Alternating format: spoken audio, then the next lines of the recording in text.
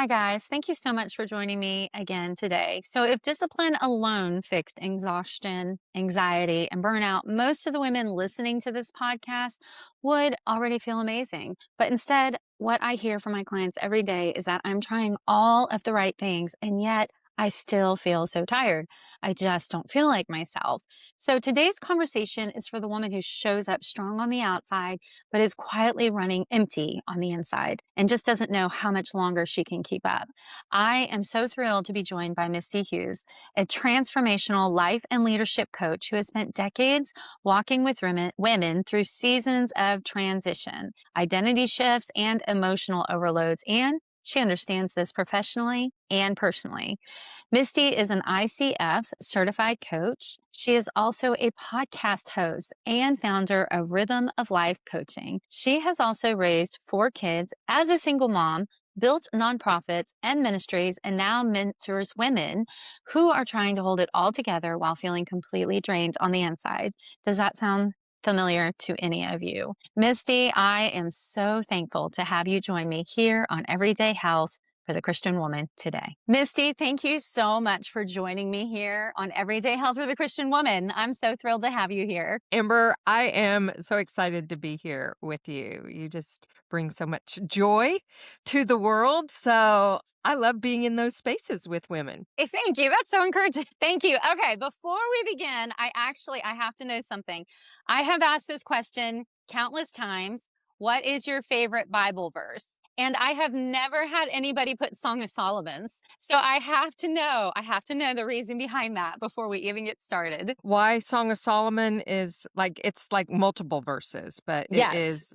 it is like my life and breath. It comes from my desperate need for survival and Yes. to know who Jesus is. And more than that, like for me, yes, to know who he is, because that's where it all starts. But I had to know that I was loved Yeah. and lovable. And Amen. so that whole journey, those 8 short chapters, if you dive into the language, really conveys not just who this beautiful Jesus is, but Mm. how he sees us in our darkness, in our brokenness, in our compromise, in our wavering faith. And he just comes at us over and over with kindness and love Yes. and woos us into who we are. So that's why. Oh my gosh, yes. I need to go back and read that. I love Song of Solomon, and this is a funny story. When I was in high school, I had to choose a project. I had to choose which book of the Bible to do like a whole research project on. And I, at the age of 16, did Song of Solomon. And my mother was like, "Are you serious?" Whoa, Yes. So gosh, we just could have some fun yeah. talks about it. Yes. But I love it. I love everything you said. And so for the listener, if you have never read Song of Solomon, go read it. I'm going to read it again because just hearing you say all Yes. of that just reminds me like, yes, we are deeply loved. And our Father in heaven, he does. He woos us. And I'm so thankful for Mm-hmm. that. I'm so Yeah. thankful for that. Yeah. Okay. I wanna like mess with your language a minute. So you said Okay. go read it. Okay, I want Yes. to encourage the listener lovingly gaze at the Oh, Song of yes. Solomon. You're not going to get it just by reading it. That's You're good. going to have to spend time letting the word of God Mhm. water your heart. And let Yes. it be like a gentle rain and not a deluge and a downpour. Let Yeah. so I encourage you to just let the words rest on your soul. That's so good. That's so good for this person, this woman who is such a go, go, go. Like, even just listening to you Yeah. describe that, I was just like, yes. Yeah. Me too. I'm like, oh, Yes. I know what I'm gonna do on this Monday that we're Yes. together. No, that's so good. That's so good. So you have lived a very, very full life.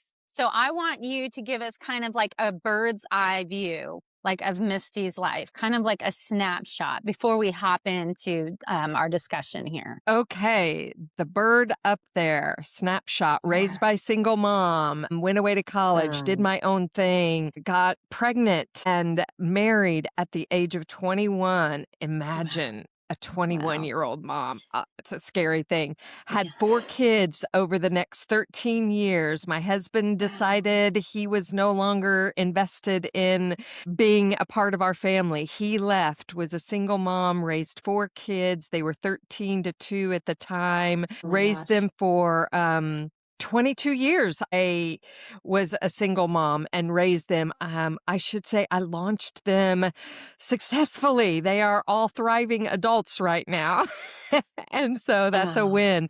In the midst of that, 22 years, I homeschooled, tried to stay home and present with my kids as much as possible. I worked yeah. jobs. I didn't pursue a career, but I did work in children's ministry, eventually started a nonprofit for single mothers, did that for 12, 13 years. And then in 2020, stepped away from that. All my kids were grown, out of the house, got married, whole new crazy Whole new adventure world. for Yeah. the last Yes. 5 years. Yeah. Need Jesus in ways I never imagined I needed him as a single Yes. mom. And Yes.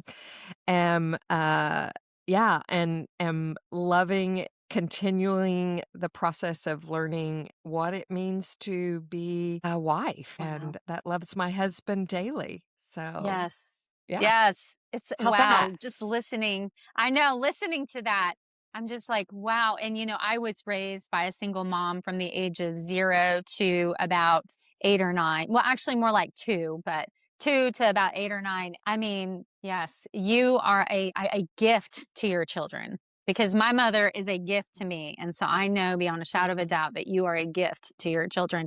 So that shows your heart where it began for women. And so let's hop right in because I'm really excited to just glean from you. So when did you realize that surviving was not the same as living like aligned with what you're called to do and to be healthy? Like when did you realize that just that survival mode wasn't the same? Yeah, it was early in my single mom journey, which I'm very Mhm. thankful that God rescued me because I would say I wasn't even surviving, right? I was like Yeah. just trying to make it through each day. And I knew I couldn't parent from that place in the way I really longed to parent. And so I was on my face. I just remember, there's a passage in Psalm where David says, my bed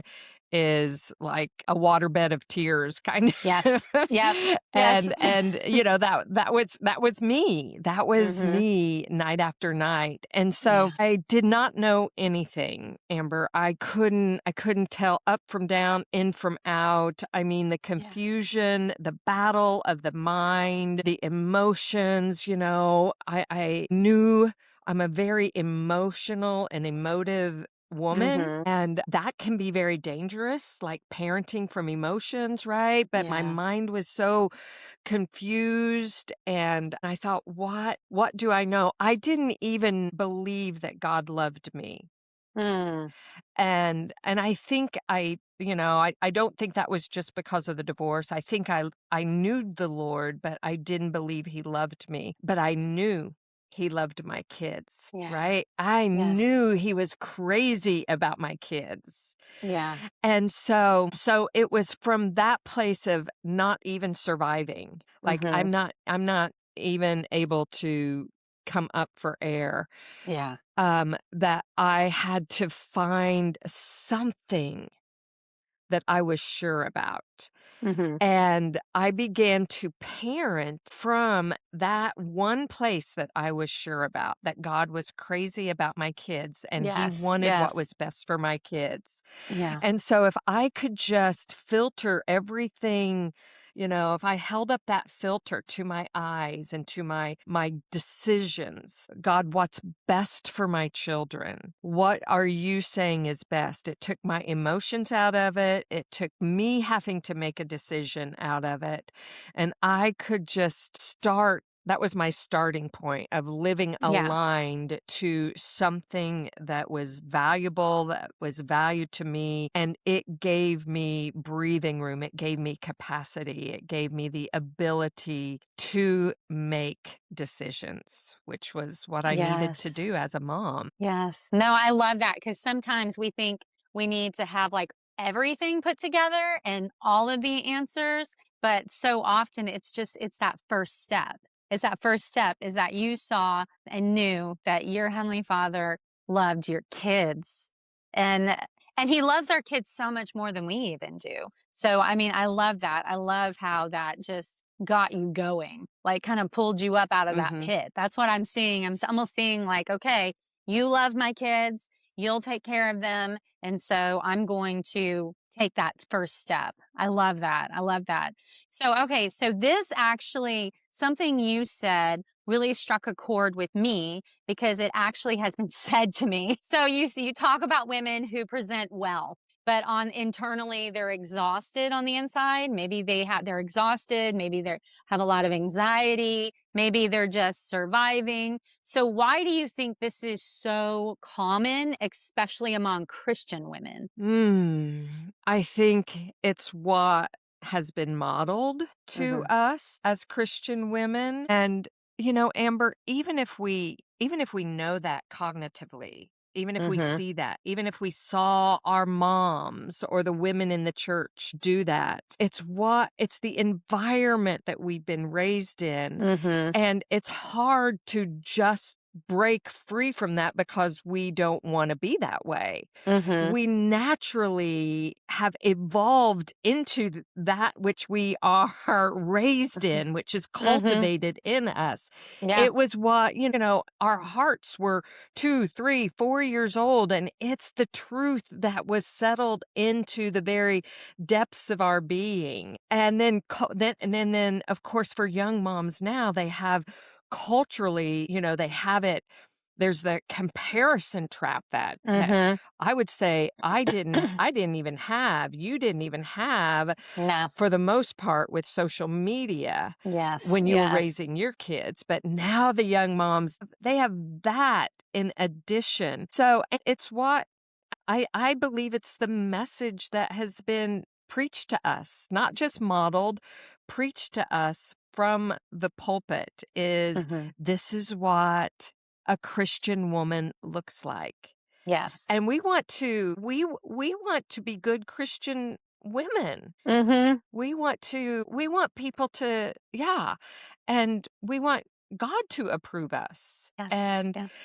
And so it's just like this perfect storm for us. It's this Yes. perfect place for us to just do. Yeah. And Just I'll, keep I'll be going. honest, without a coach, without an older woman, without a mentor coming in and challenging Mhm. those beliefs, Yep. we stay in the cycle. Mhm. And so somebody, that outside voice has to start challenging that little bubble of Yes. truth that Yes. we live in.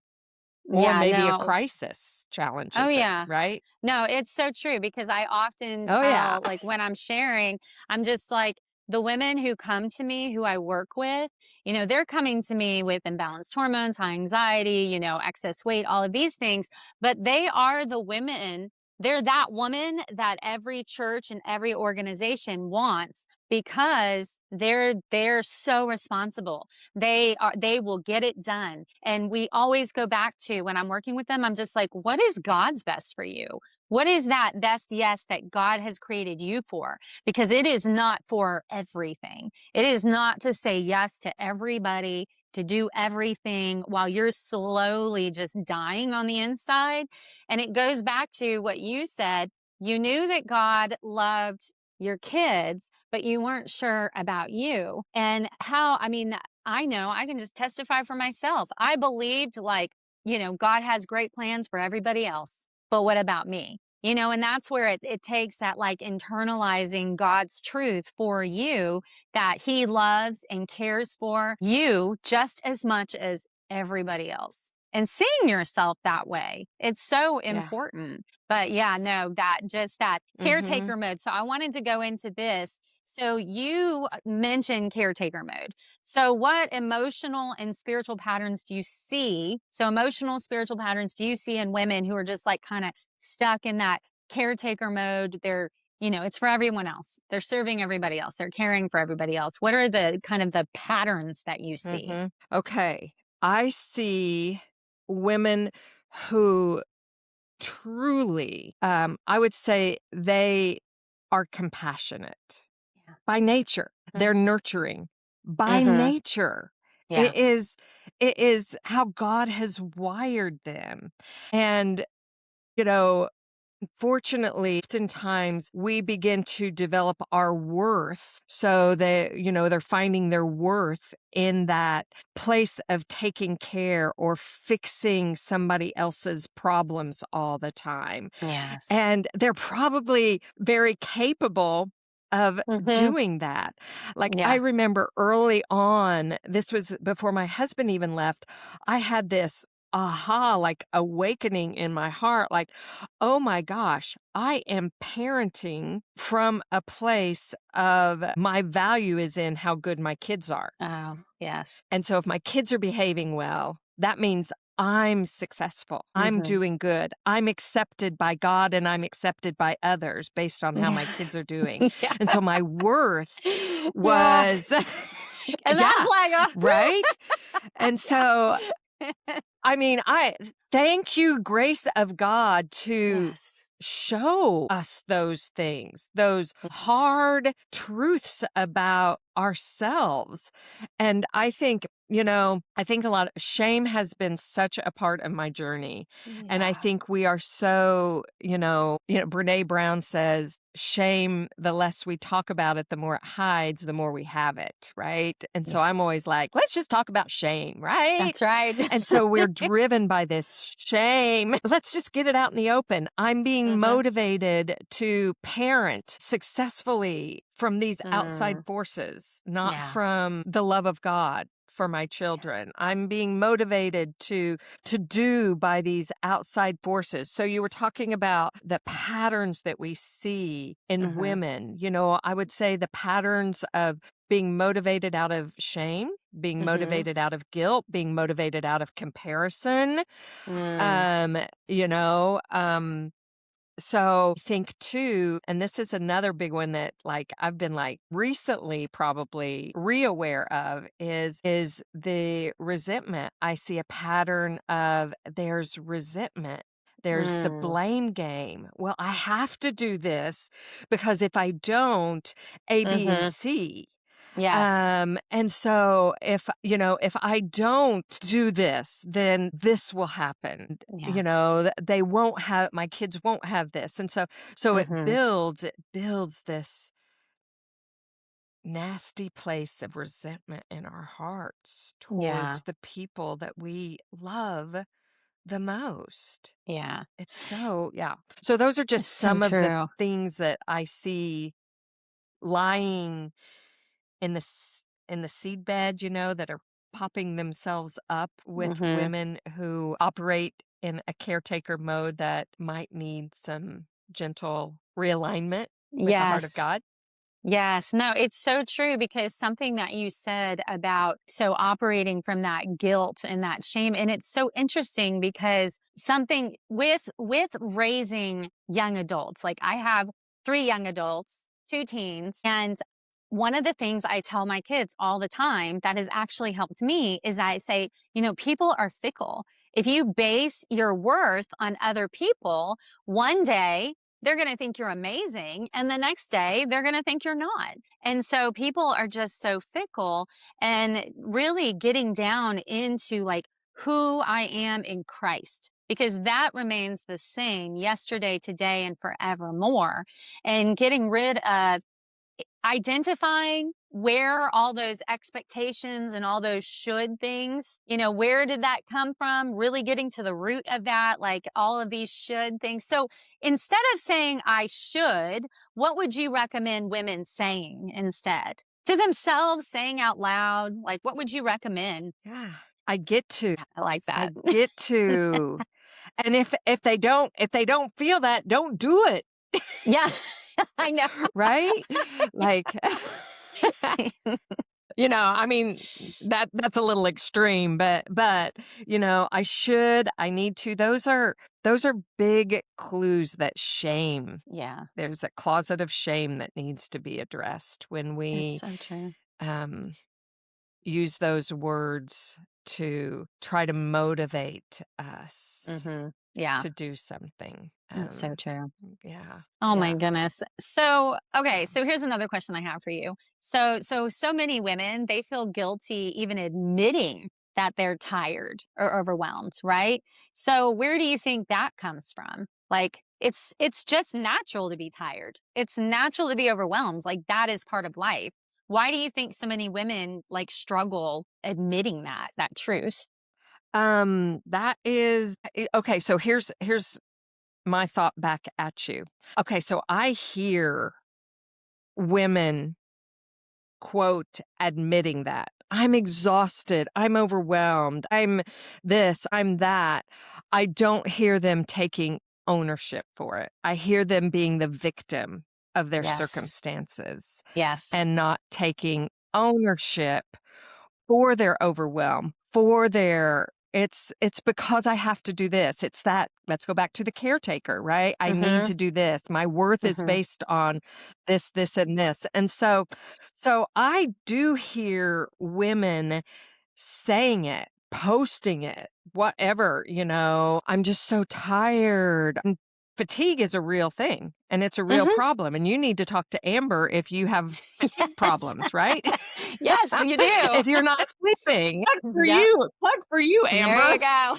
Thank you.